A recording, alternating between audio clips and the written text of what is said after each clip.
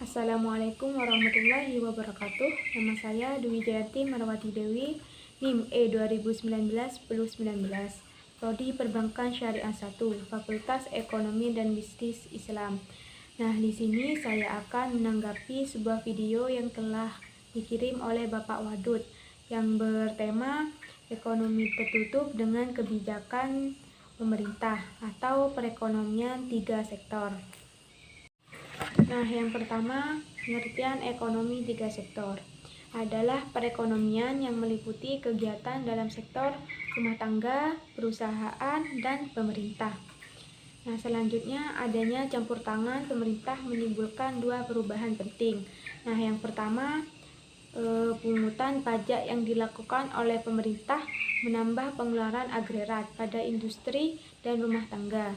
Nah, yang kedua, pajak memungkinkan pemerintah melakukan perbelanjaan dan ini akan menaikkan perbelanjaan agregat. Nah, selanjutnya aliran baru dalam sirkulasi aliran pendapatan. Nah, yang pertama, pembayaran pajak oleh rumah tangga dan perusahaan kepada pemerintah akan menjadi pendapatan pemerintah. Nah, yang kedua, pengeluaran pemerintah ke sektor perusahaan, pembelian barang dan jasa yang diperoleh perusahaan, maka aliran pendapatan dari sektor pemerintah ke RT dan industri akan pembayaran atas penggunaan faktor-faktor produksi rumah tangga dan industri oleh pemerintah. Nah, selanjutnya pendapatan yang diterima oleh rumah tangga akan digunakan untuk 3 tujuan. Nah, yang pertama ditabung. Jadi ketika punya uang lebih dari yang dibutuhkan akan dia tabung. Yang kedua, membayar pajak.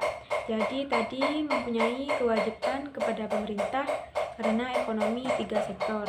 Nah, yang ketiga, membiayai konsumsi. Nah, selanjutnya pajak langsung dan tidak langsung. Nah, apa sih pajak langsung itu? Yaitu jenis pungutan pemerintah yang secara langsung yang dikumpulkan dari pihak yang wajib membayar pajak. Contohnya, misalnya pemerintah mewajibkan kepada industri setiap transaksi membayar pajak 2,5% secara langsung.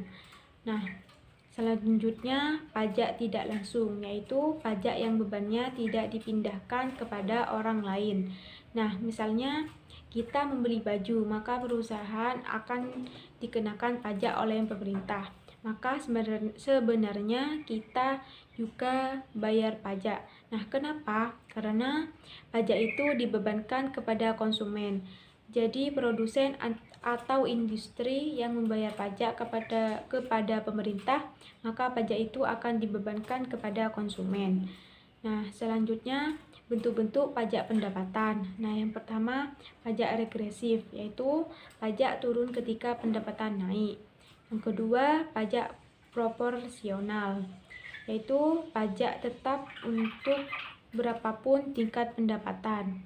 Yang ketiga, pajak progresif, yaitu pajak naik ketika pendapatan naik.